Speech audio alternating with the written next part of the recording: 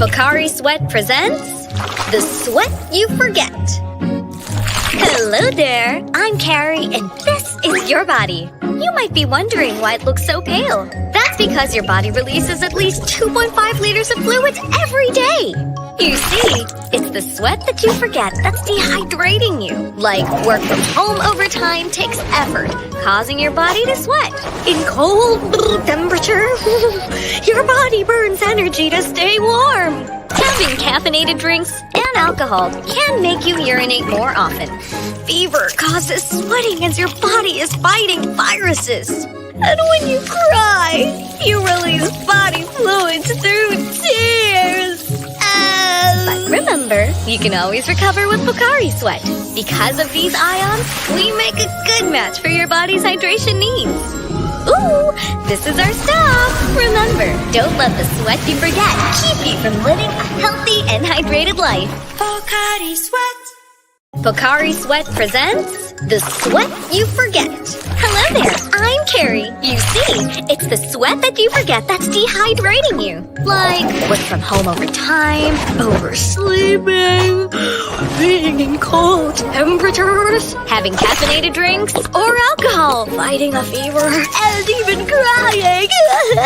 But you can always recover with Pocari Sweat. Because of these ions, we can help with your body's rehydration. So remember the sweat you forget and always stay hydrated! Pocari Sweat. Bahagi na ng buhay nating mga Pilipino ang sports. Mula sa panahon ng unos, sa tamis ng tagumpay, sa kabila ng pagbabago ng buhay, ang Philippine Sports Commission ay patuloy na magigilingkod sa sambayanan at atletang Pilipino.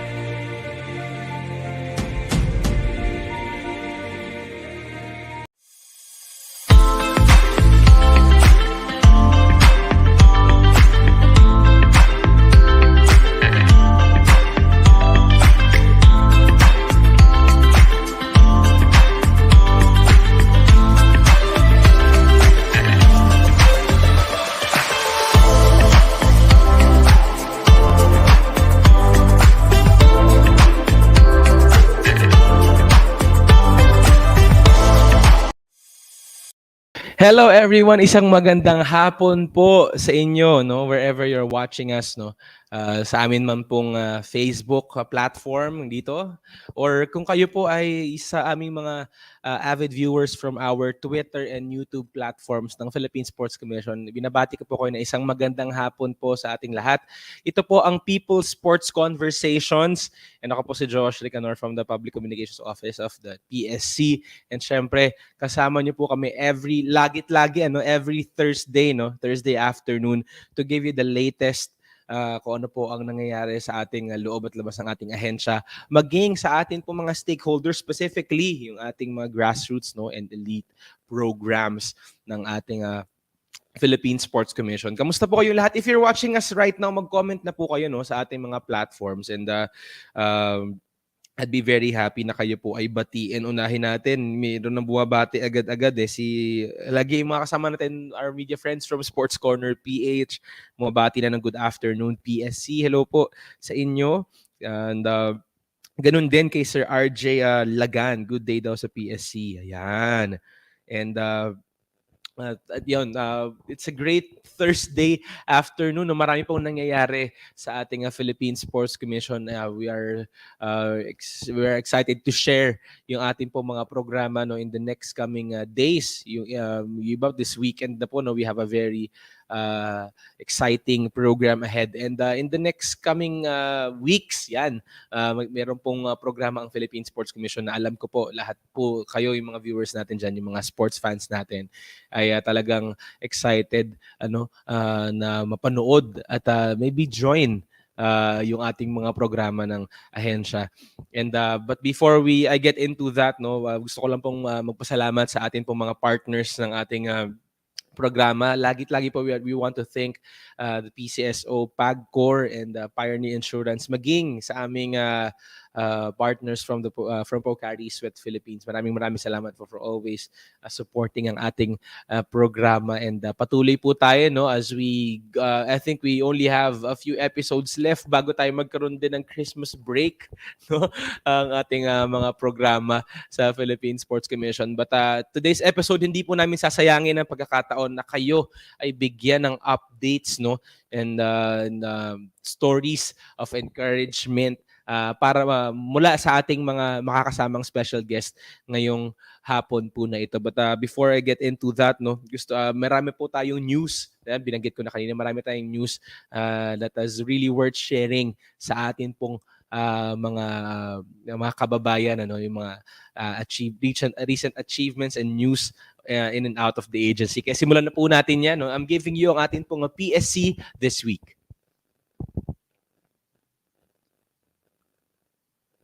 We have a lot of athletes achievements po, no, ngayong linggo na to, and alam ko na you've seen these updates already sa aming pong social media accounts, but we want to kick off yung ating programa being proud of our national athletes. Specifically, yan, as seen on your screens right now, we are congratulating ang ating Olympian gymnast, no, our world champion in Carlos Yulo. Siya po ay nagwagi ng isang silver and isang bronze medal sa kakatapos lamang na 2022 FIG World Artistic Gymnastics Championships. Ginanap po yan sa Liverpool in England. And nanalo po ng silver medal si Kaloy sa men's vault, and also sa bronze medal naman for in the men's parallel bars. Yan yung dalawang category, no. I know sinubaybayan natin over the weekend si Kaloy ng kanyang campaign dito sa World Championships, and we're really very proud, no, sa achievements sa mga nakamit ni Kaloy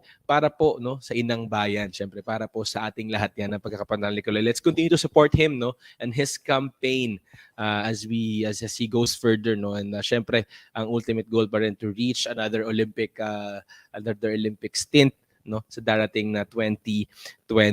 Ganun din gusto natin i-congratulate dito naman sa larangan naman po ng fencing, one of our elite athletes, no, in Samantha Katantan. Si Samantha po ay nanalo naman ng gold medal sa senior women's foil event sa 2022 Garrett Open. This is a fencing tournament po, no, hosted by the Pennsylvania State University. Congratulations, Samantha, for your achievement. Si Samantha po ay nasa US right now, no, currently in the program po ng Penn State University, and grabe lang, nakaka-proud na isang Filipina po, our fencing athletes talagang namamayagpag po in the international fencing scene. Ganun din sa ating mga atleta. Ito, sabi ko mga, no, congratulations to our wakeboard and wake skate team na nanalo naman po ng isang gold, 2 silver and 2 bronze medals. Ito naman po sa 2022 Singha IWWF World Cable Wakeboard and Wake Skate Championships. Ginanap po yan sa Bangkok, Thailand from October 30 to November 6. And very fresh from their victory. Ayan, no, we're just flashing yung mga art cards po na ginawa ng PSC on your screens right now. I believe 5 athletes, no, from our wakeboard and wake skate ay talagang nagbigay po ng talagang kanilang best, no, to showcase yung kanilang mga talent in a sport na was relatively new para po sa ating lahat, no, in wakeboard and wake skate. Nanalo po ng gold si Mark Griffin in wakeboard plus 40 veteran men. 2 silver naman po ay galing kay Rafael Trinidad in wakeboard open men and kay Carlo De La Torre sa wakeboard plus 40. And 2 bronze medals from our ladies division naman, si Gianna De La Torre in wakeboard plus 40 veteran ladies, and si Susan Larson yan from wake skate open ladies. And syempre ito, recently lang, another medal. Grabe, marami tayong i-congratulate this week. Another medal from our para-athlete in Ariel Alegarbes. Siya po ay nagwagi ng silver medal in the men's 50-meter backstroke sa katapos lang po na Virtus Oceania Asia Games in Brisbane, Australia. Matatandaan niyo po, no, si Ariel ay isa sa ating mga promising talents na talagang out of the blue talagang nagbigay ng medalya, no, sa Team Philippines sa ASEAN. Kakatapos lang po na ASEAN Para Games, as you remember, a couple of months ago. And right now, pinapakita ni Ariel na yung kanyang skills and ganyang galing sa swimming ay talagang goes beyond yung mga sa Southeast Asian region. Ito nga patunay ang kanyang silver medal sa Virtus Oceania Asia Games in Brisbane, Australia. Ganun din, ito foreshadowing na to eh. I just want to foreshadow yung makakasama natin mamaya. We're congratulating ang ating one of our karateka is Miss Sakura Alforte for winning a bronze medal naman in the under 21 women's individual category sa 12th Karate World Junior under 21 Championships in Konya, Turkey. Ayan. Yan. Later, yan. Foreshadowing na nga. Later, makakasama natin si Sakura para to hear from her yung kanyang mga experiences on this event. And speaking of another activities naman to our boxing team, ito recent lang, I don't know if we can add that po sa ating screen, ang ating Olympian medalist si Miss Nesty Petesio po ay nagwagi ng bronze medal po sa kanilang Asia Boxing Tournament and I believe in Amman, Jordan, and ganun din ang kanyang kasama po na si si Hergie Bakiadan, bronze medal as well in the women's middleweight 75 category. And si Nesty, muli, bronze medal po, securing another bronze in the 2022 ASBC Asian Elite Men and Women Boxing Championships. Tama po, in the women's featherweight naman, si Nesty dyan sa Amman, Jordan. Congratulations po sa ating mga boxers and to all our athletes na talagang nagbigay karangalan po sa ating bansa. We have a few updates din po, katulad din po ng aking binanggit. We have a few updates this time sa atin naman pong mga activities in and out of the agency. Sinimulan po natin ng Monday po, ang ating very own Commissioner Olivia Bongku ay pinangunahan po ang coordination meeting kasama ang mga representatives from different national sports or associations na sasama po sa darating na 8th Women's Martial Arts Festival. Mangyayari po yan ngayong weekend na po, November 12 to 17 at the Rizal Memorial Sports Complex. Dito po, sa Malate, Manila. And ganun din po. That being said, marami pong information ay binahagi sa atin si Kombong with regards sa atin pong parating na programa in Women's Martial Arts Festival. Kaya nung the following day, dumalo po ang ating commissioner sa ating Philippine Sports Writers Association Forum, yung PSA Forum natin last Tuesday naman yan.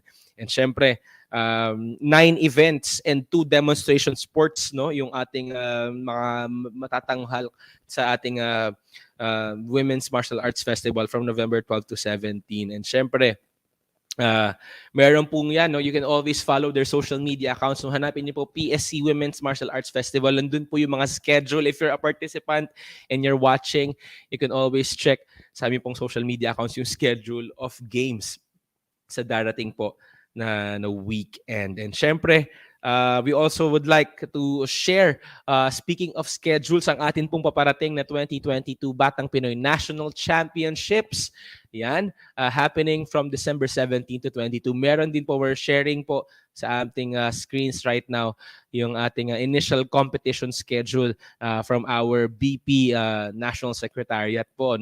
We're gonna flash that on your screens in a while. And yan po, may kita niyo po dyan kung saan ba out of the 9 face-to-face sports and 8 virtual sports natin pong i-host sa ating national championships, ano po yung mga kailangan niyo pong abangan from our opening day to our closing day. So if you're a participant, you're a parent, you're a coach, and a part of the team delegation, yan, something to be excited about sa darating po na Batang Pinoy National Championships na magaganap po hosted by the province of Ilocos Sur. There you go. And syempre, lastly, ito na po for our updates. Abangan niyo po bukas, binanggit ko that this coming weekend meron po tayo magaganap na Women's Martial Arts Festival, one of the inabangan na programa ng Philippine Sports Commission for the year. And to explain, to expound on that further, makakasama po natin ang ating PSC Commissioner Bong Ku sa PSC Hour bukas po at the same time as this program at exactly 1 p.m. dito po sa aming PSC Facebook account. Also, you can always listen to that sa ating pong Radyo Pilipinas 1 and 2. Dalawa na po yan, Radyo Pilipinas 1 and 2. Hanapin nyo lang po yan. PSC Hour at exactly 1 p.m. And syempre kasama ni Coach Bong, ni Kombong rather, si Coach Jojo Alim Kanyari yan as one of our guests as well sa ating programa. Sa PSC Hour po yan bukas. And syempre, yan po yung mga updates natin for this week. And in line with that, yung mga makakasama po natin ngayong hapon po na ito is one of the 8 sports na magiging part po ng ating women's martial arts festival. Sorry, it's 9 sports pala. One of the 9 sports to be featured sa ating women's martial arts festival ngayon darating na weekend. And syempre, a few episodes back, meron na tayong knowledge dun sa tatlong sport, specifically in Muay, in Judo, and in Sambo, yung tatlong sports na yun. But this time, meron po muli kaming kasama ngayong hapon po na ito to explain further on this sport naman. Ako ano ba yung mga aabangan natin sa sport na ito sa darating na Women's Martial Arts Festival and many more stories. Pakinggan po natin yan. And syempre to lead that conversation ngayong hapon po na ito, we have our guest MC returning. Yan, nagbabalik. I'm very happy. Nakasama po natin siya ulit dito to lead our conversation and introduce our guest this afternoon. Can we all welcome from the Philippine Star, Mr. Joey Villar. Sir Joey, magandang hapon po sa inyo. Thank you po for joining the program. Thank you, Joash, for another opportunity to guest here and be the guest MC of this beautiful show. So thank you. All right, thank you, sir. I'll give you the floor. Excited na akong pakinggan yung mga storya and kwento from our guest. Sino ba yung mga kasama natin for this afternoon, sir? Josh, excited ako dahil makakasama natin ang head ng ating Karate Pilipinas Sports Foundation Incorporated President, si Sir Richard Lim, and si Sakura Alforte na bronze medalist ng Karate World Cadet Under 21 Championship sa Turkey na mamaya papapasok kasi may klase siya. Kita mo na mga atleta natin, hindi lang magaling sa sport, hindi lang magaling sa martial arts, nag-aaral talaga dahil kailangan din yan. Sir Richard, musta po? It's been a while since we last talked. Good afternoon, Joey. Good afternoon, Joash. Yes, medyo matagal tayo hindi nagkausap. But anyway, we're back on track. We're now in full training na, face-to-face. So, the team is doing good. Sir Richard, saan kayo nagtitraining? Sa Baguio po ba o sa Ultra? We're back now in Manila. We're training in Ultra. So, right after the Vietnam SEA Games, we resume training in Ultra. Balik na kami sa Ultra ngayon talaga. Di ba si Coach Okay pa rin pa po ba ang ating national coach? Si Coach Okay is our foreign coach, no? But unfortunately, hindi pa siya nakakabalik due to hindi pa nare-renew yung contract niya. But we have our own local coaches that are continuing the program. Our head coach, si Chino Vigilias, then we have Coach Janelle Peranya. We have our strength and conditioning coach, si Sunny Montalvo. Yes, then we also have our kata coach, si Rodi Saavedra. So they're all actively training the team right now. In fact, we're leaving next week for the Karate 1 Series A Championships in Jakarta, Indonesia. But for sure, you will retain po si Coach Okay po ba? Tama? Dahil... Yes. We're just waiting for the contract to be signed. Oo nga. Oo. Coach, kasi kumusta na po si Juna? Kasi after your breakthrough World Games gold medalist, ang laking bagay sa sport to, nag-boost po to ng sport. So, kumusta na po siya? Ano na po ang effect nito sa ating local karate June has been continuously training, no? Non-stop yan. Hindi humihinto ng training yan. She is really preparing for the SEA Games and the Asian Games. No? But again, she's arriving on December 1st. Pabalik na siya dito, and then we are going to compete in the Asian Championships in Uzbekistan. Doon sa nabanggit niyo sir na unang yung series po na sorry. Where Juna won the silver medal in the Asian Championships. Yes po. Di ba po may sinabi kayo na isang aalis kayo? Sino po yung kasama natin doon sa team na yun? The national team. We have, let me memorize ko. Well, we have Rica Torres, we have Sara Pangilinan, then Christian Lachica, Alwin Batikan, Prince, and then we have Engin Dagohoy, Sharif Afif, babae sorry, kalimutan ko yung pangalan. Tumatanda na. Ano kami? 12 lahat. Wala pa po doon si June no? Wala pa po. Wala. June is not competing in Series A because Series A is the entry level of national team wherein to accumulate points. Juna started the Series A. Now, as you go along, tumataas yung points mo.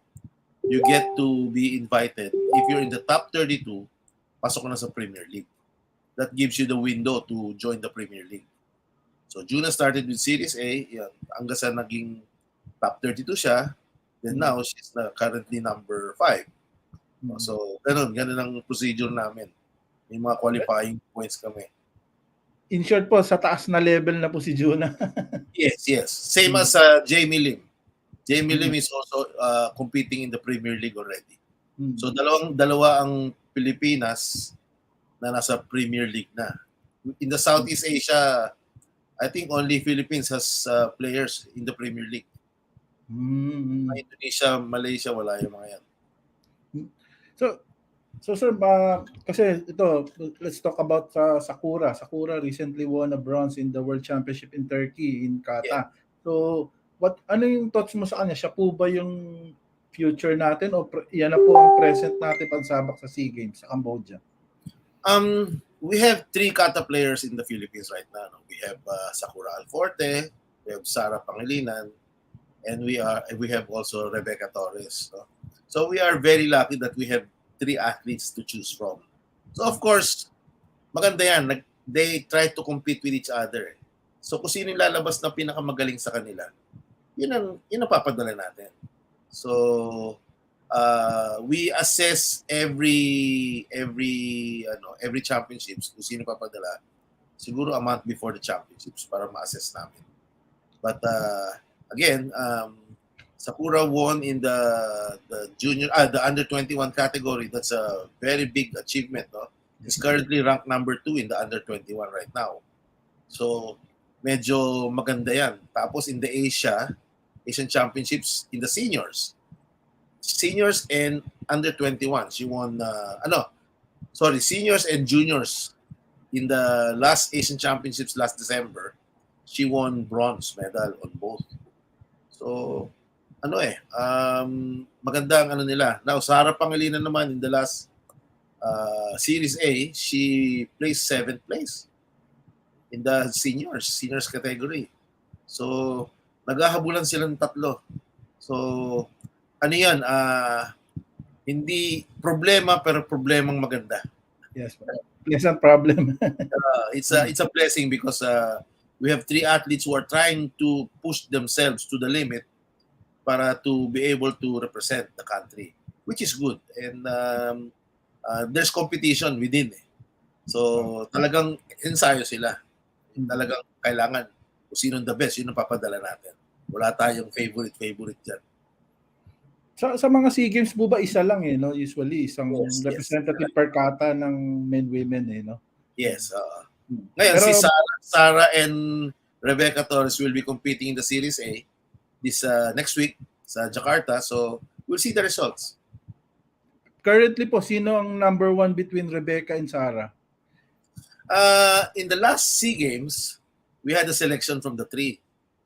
No? And it turned out Rebecca Torres was the best option. And she won the bronze in the SEA Games. No? So, ano yan they will perform how many rounds in front of the referees, pati mga coaches, to determine kung sino talaga ang papadala namin. So, ngayon, meron na naman kaming ganun ulit. Maagang preparation niyo, sir, kasi SEA Games malapit na rin, next year na. So, ang selection po ba, ito na po ba yung start, yung sinasabi niyo na ano? Well, part of it is the results of Sakura is talagang maganda, no? So we're really banking on that. But again, it's hard to decide right now. They're all good talaga. Sinasabi ko sa they're really good. And that's kaya nga sasabi ko siya hindi problemang maganda. Pero paminsan syempre it breaks your heart. Paminsan alam mo na nag-ensayo talaga silang tatlo mabuti, but only one can compete, di ba?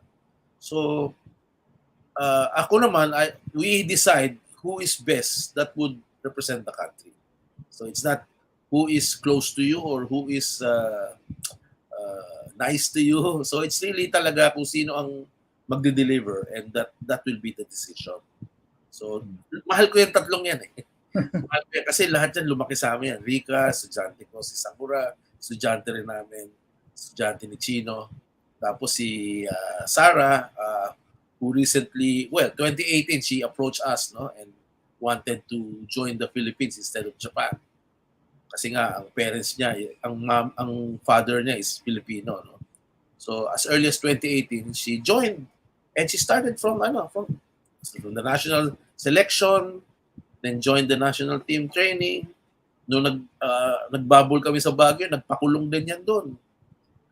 So talagang they are all trying hard, and they're really trying their best. So it's very fortunate that yun nga, tatlo nga sila.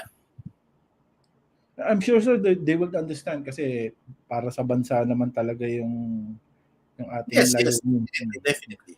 Well, I don't see naman any samaan ng loob kasi whatever we decide, they respect it naman, and then we are giving them all the opportunity. Like for example, etong Series A sa Konya, Turkey, sa Juniors Under 21 Championships, ang naglaro si Sakura. So this Series A naman si Sarah and Rebecca, and then sa January, Sakura will play again in Egypt. So lang yan, give and take, no? So kailangan nila ng exposure. They need that. That builds their confidence. So medyo andun na tayo medyo nahihinog na lahat ng mga atleta natin. Kasi alam mo naman, I just started the federation 2019. Yes, medyo tayo. Bago pa tayo. So pero ngayon, papunta na tayo doon. Opo, tama. Kasi although nung Hanoi SEA Games nagkaroon ng bump in the road kasi alam naman natin yung mga nangyari kahit na 8 bronze lang tayo na so ano po yung kasi from usapan kaya masama loob ko. Kaya nga so will we use that as motivation to come back strong in the Phnom Penh SEA Games? Definitely. Look at it as kasi ganito dapat ang paningin mo dyan You cannot say na dinaya tayo. Kasi kung ang atleta ay overwhelmingly look good, then there is no way na madadaya ka, di ba? So, I cannot tell my athletes na talo tayo kasi dinaya kayo. Kasi that will justify their loss. So, I want them to push themselves some more. Kasi kung talagang magaling ka, then hindi ka madadaya. Di ba? So, yun ang ko doon. That's the way I look at it. I don't want to be negative. I don't want to tell them this because if I tell them this, ngayon, naririnig na nila. But again, so, I just want them to perform talaga their best na para hindi sila mabigyan ng pagkakataon na maisahan. I'm sure po yung iba na yung ngayon environment sa Phnom Penh dahil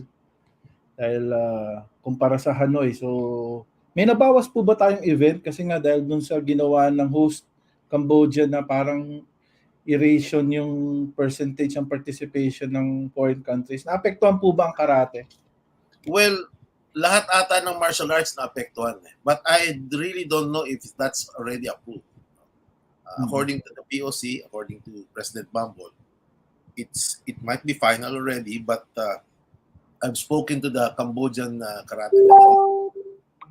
It remains to be decided because it's not yet approved by the IF and the TD.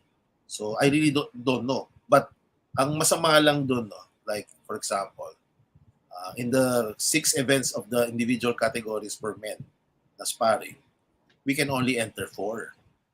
Tapos sa babae, out of the 5 categories, we can only enter 5. But Cambodia can enter all.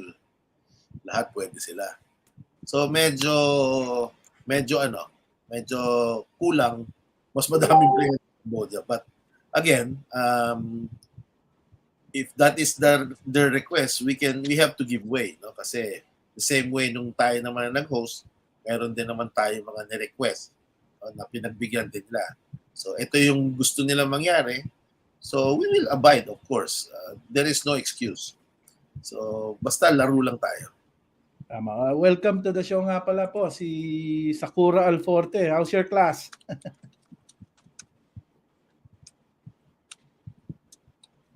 Can you hear us?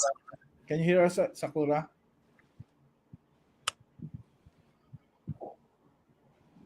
As we wait, baka nagkakaproblema ng internet problem si ano.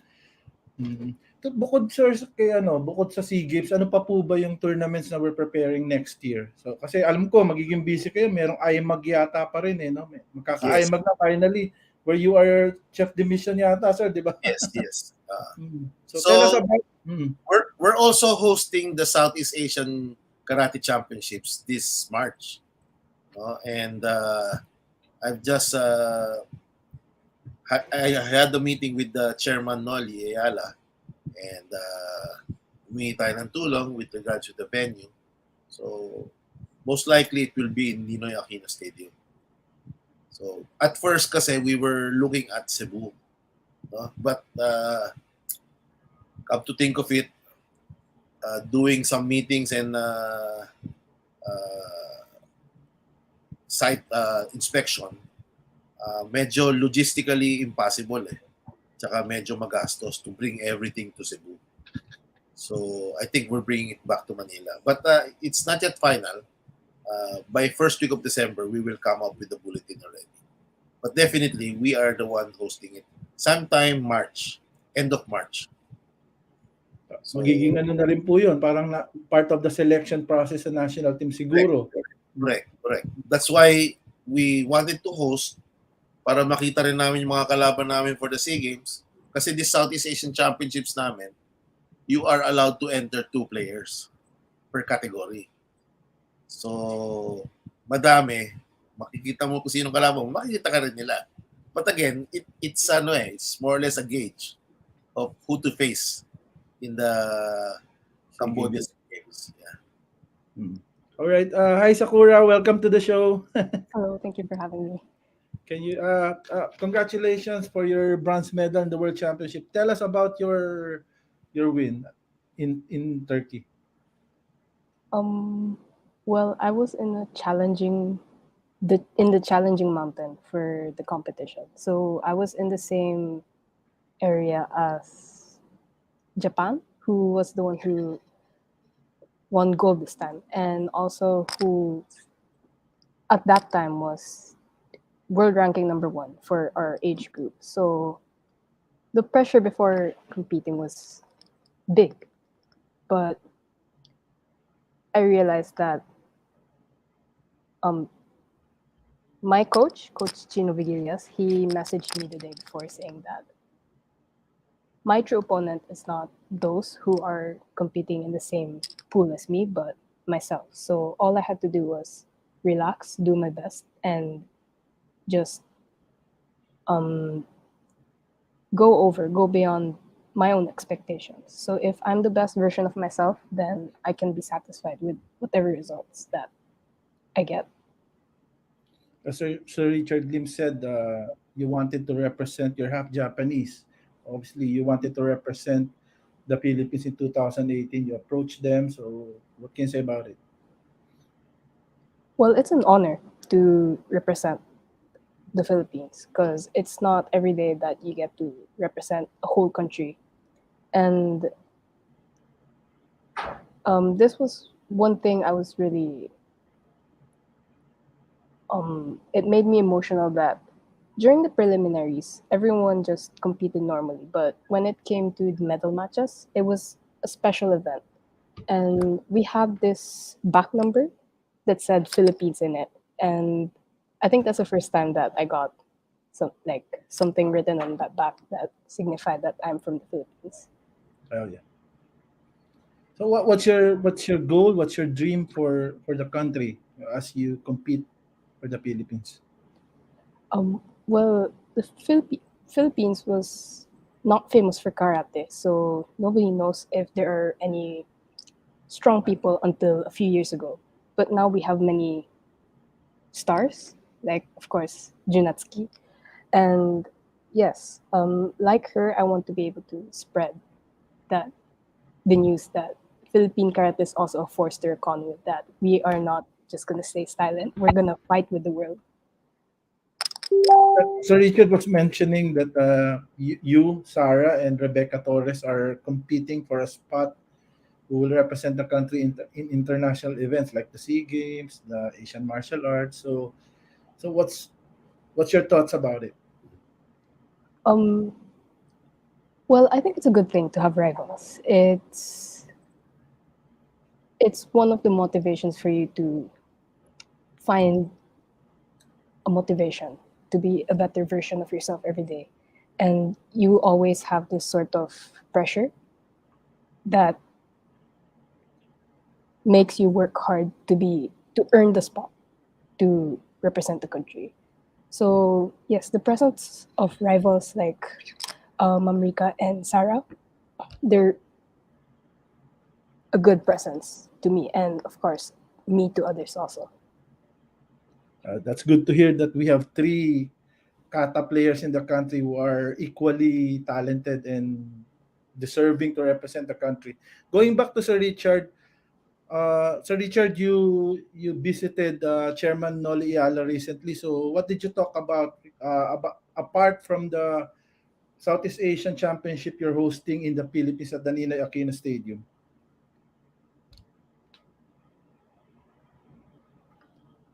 I think Sir Richard. While we're Yeah, okay. Well, basically, I went there talaga para ipagmalaki si Sakura because of her feat.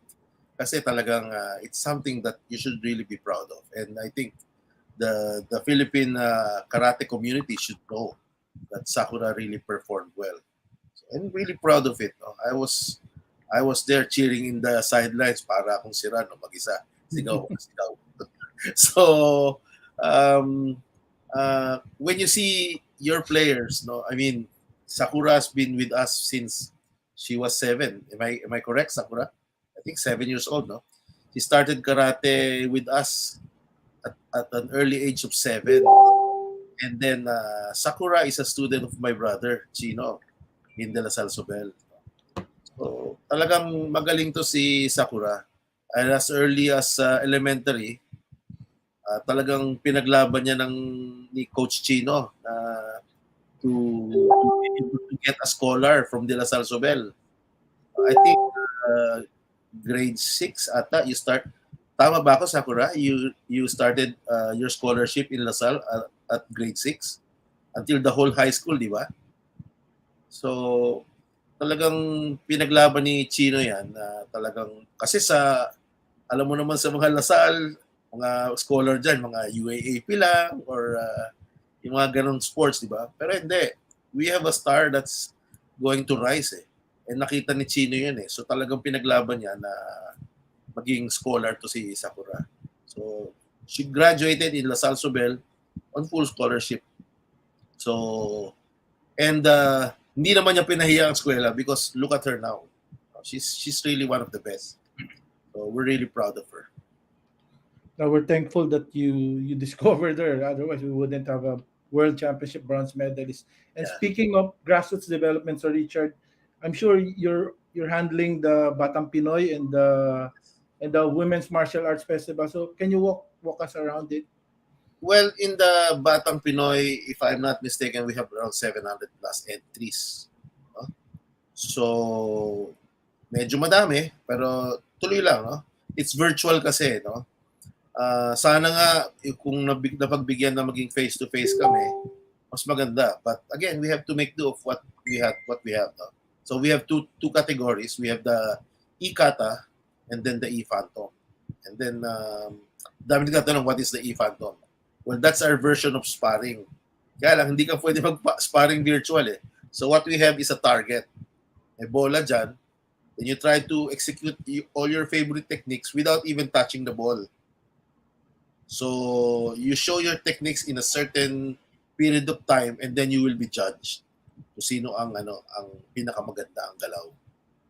So ganon. So the other one is the kata nga, E-Kata. So yun lang, yung dalawa yun ang gagamitin natin sa na format sa Batang Pinoy. So dahil na virtual lang kami. Sa women's martial arts naman, we are doing it face to face and I was informed that the PSC is transferring us to Ninoy Aquino Stadium instead of Ultra. Supposed to be sa PhilSport Arena, but ita-transfer daw kami sa Ninoy Aquino Stadium. So pati ang aming mga referees, refresher course, exam, pati managers meeting, weigh-in will be at the PSC conference room. So nagpa-plug na ako. Ginamit ko na Go ahead lang po. sa kami sa conference room daw ang referees course, managers meeting, and then weigh-in. Lahat doon nagagawin sa PSC conference room.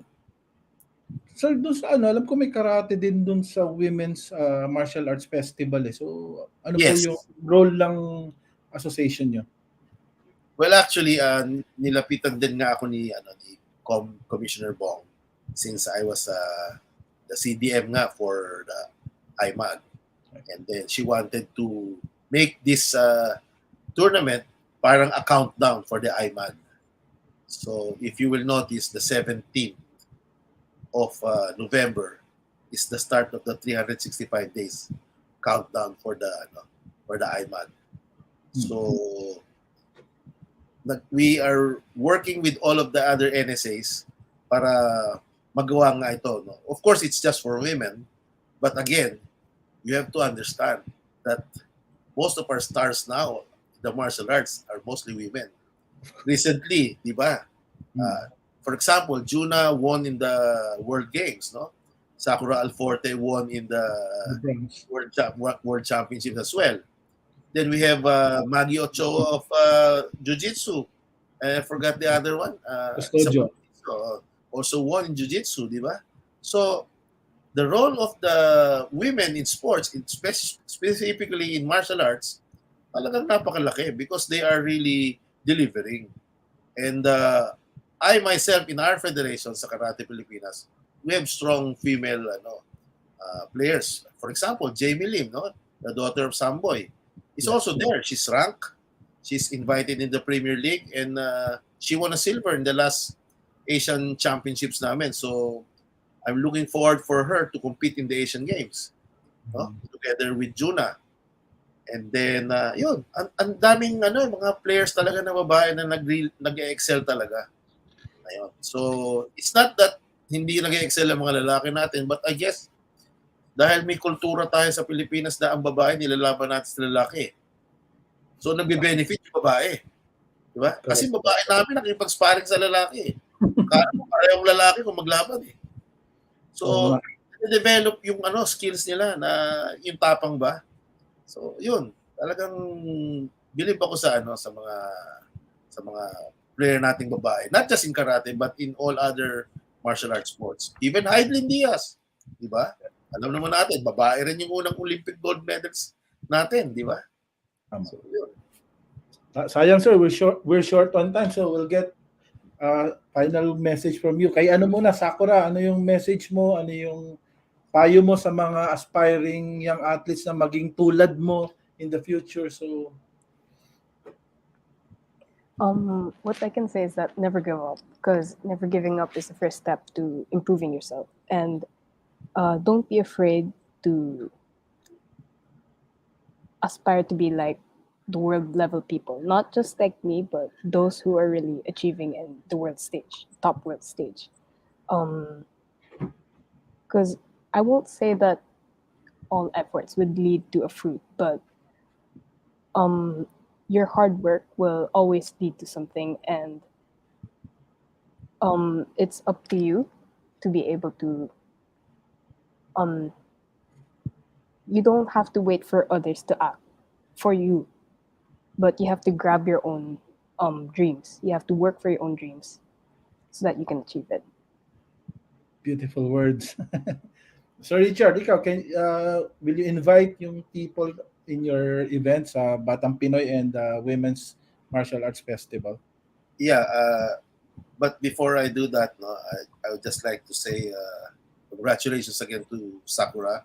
You know, Sakura, I've seen you grown since you were small, and you know, me and Sir Chino are really proud of what you have achieved, and I hope you succeed in the future championships and be able to get that ultimate dream of yours as to be a world champion. So we will help you all the way. Don't worry. Thank you. Okay. For the athletes naman, for all the athletes, men and women, children, boys and girls, just keep on training, keep on practicing, dream big, no, and trust the process. That's the ultimate way of achieving your goals. So don't think small, think big. Thank you. Thank you, Sir Richard and Sakura. Josh.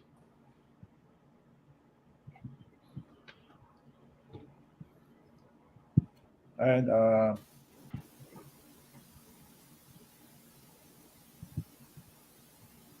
All right. There we go. Ayan, maraming salamat po again.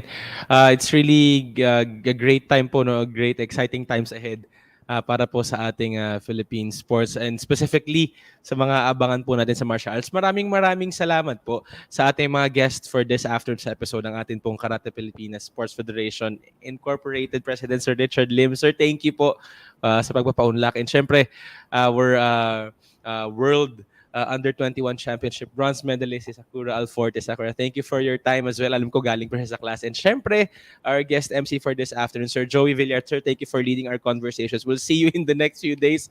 Sir, marami pang programa ang PSC. And again, thank you po, no, sa inyo pong mga stories, and syempre yung mga updates po sa mga upcoming programs of the PSC. Magbabalik po ang People's Sports Conversations, and when we come back, no, we'll give you some few updates sa pumuli sa ating ahensya. Magbabalik po ang People's Sports Conversations sa ilang paalala.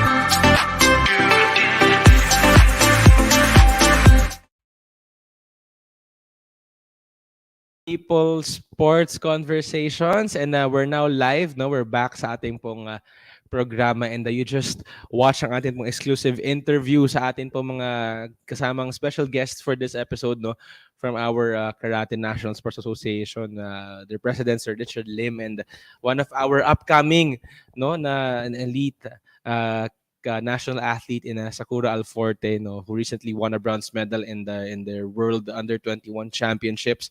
I just want to read a few comments po, no, sa ating chat box, sa ating comment section rather. Yan. Sabi ni Mr. Mio Salutim, yan, kasama natin from the PSC. Sabi niya magandang hapon po. Yan. And ganun din si Rory Del Flores bumabati sa atin ng good afternoon. And si Sir Ramil naman, Ramil, sabi niya watching live from Arjuka Karate Association of Caloocan City. Ayan, hello po sa inyo. There you go. And si RJ Rodriguez Lagan, kanina bumati na sa atin yan. Sabi niya, watching live from Palawan. Ayan, from Palawan. There you go. And syempre, may mga nanonood po sa atin. Binabati po namin si Miss Chinky Toldanes and si Cheryl Legson. Ayan. And speaking of, no, kanina po, we've always, lagi po nating, all throughout the course ng ating pong programa, ay hina-highlight po natin yung parating, no, na upcoming program from the Philippine Sports Commission. Ito po yung 8th Women's Martial Arts Festival. And syempre, we're really expecting yung ating mga elite athletes, no, nagbabalik din sa programa na yan ng Philippine Sports Commission. Lahat po yan mangyayari. Palapit na po, starting November 12 to 17. Yes. Yan. So from this coming Saturday, I believe. Yeah. Yan po, no, featuring 9 martial arts sports, no? And 2 demo sports po yung kasama din natin dyan. And lahat po ng ito, lahat ng mga sports na to ay magaganap po, no, for the first time muli, no, pagbabalik coming from the pandemic dito po sa ating very historic Rizal Memorial Sports Complex, kung saan din po situated yung ating studio ngayong hapon po na ito. And syempre, kung kayo po ay isang spectator, no, you're a fan, and you can always watch po, mapapanood nyo po yung mga games natin sa Women's Martial Arts Festival, no, live po sa ating PSC social media platforms. I believe we will be streaming it sa aming pong Facebook and YouTube platform. So wag nyo pong palalampasin yan. And syempre, para po sa ating mga participants, if you are watching, no, isa ka sa mga magiging participant ng ating Women's Martial Arts Festival, see you po dito sa Rizal Memorial Sports Complex. And syempre, ang atin pong butihing Chairman Noli Ayala, and ang atin pong Oversight Commissioner for Women in Sports, our very own PSA Commissioner Olivia Bongku, will be gracing yung ating opening ceremonies on Saturday. Yan. On Saturday po yan. We'll see you here po. Kita-kits po tayo dito. And it's a great time po, no, na coming from a 2-year halt, yung mga programa po natin from the pandemic, ay nagbabalik po yung ating Women's Martial Arts Festival. Isa yan sa mga programang inaabangan talaga lagi ng ating mga kababayan. So, especially yung mga women and children natin, yung women athletes natin, also sa ating po mga coaches as well, na makakasama po namin dito sa Rizal Memorial Sports Complex. And speaking of that, no, bukas pa we'll give you our exclusive interview with our PSC Commissioner Olivia Bongku sa PSC Hour. We're gonna flash that on your screens. Bukas po yan at exactly 1 o'clock. Pwede mo mapanood yan dito sa aming Facebook platform, and you can listen to that as well sa Radyo Pilipinas 1 and 2. Radyo Pilipinas 1 at 2 po, no? And maririnig nyo po mismo sa ating commissioner kung ano ba ang kanyang direction towards the hosting ng itong games na to. And syempre, ano ba yung mga dapat po ninyong abangan sa ating Women's Martial Arts Festival starting November 12 to 17. And syempre, to know more about our programs, the PSC, and what we do, we're gonna flash po, no, down below ang aming po mga social media platforms ng Philippine Sports Commission. We're just gonna flash it here po, no. You can always like and follow us on our Facebook account. Dito po yan if you're watching us on Facebook. Kaway-kaway naman po sa mga ating viewers from Twitter. If you're watching us sa Twitter right now, you can always follow us at PSC_gov. And also sa aming pong Instagram, you can always follow us at fail.sports Commission. And syempre, binanggit ko na kanina, mapapanood niyo po yung mga games ng Women's Martial Arts Festival sa amin pong YouTube channel as well. Hanapin niyo lang po Philippine Sports Commission, and mag-subscribe na rin po kayo, no? And we'll be very happy if you do so. There you go. Marami po tayong aabangan in the next coming days. We'll see you next Thursday no sa atin pong programa, another episode upcoming ng ating People's Sports Conversation. Sa ngalan po na bumubuo ng ating programa, our Chairman Noli Ayala, our Commissioner Olivia Bongku, our Executive Director, Attorney Guillermo Eroy, maging sa production team ng atin pong People's Sports Conversations, the Public Communications Office headed by Miss Malene Bamba. Hello, ma'am. And the rest of the staff. Ako po si Josh David Ricanarbel. See you next Thursday for another episode of People's Sports Conversations. Goodbye, everyone. Stay safe and God bless.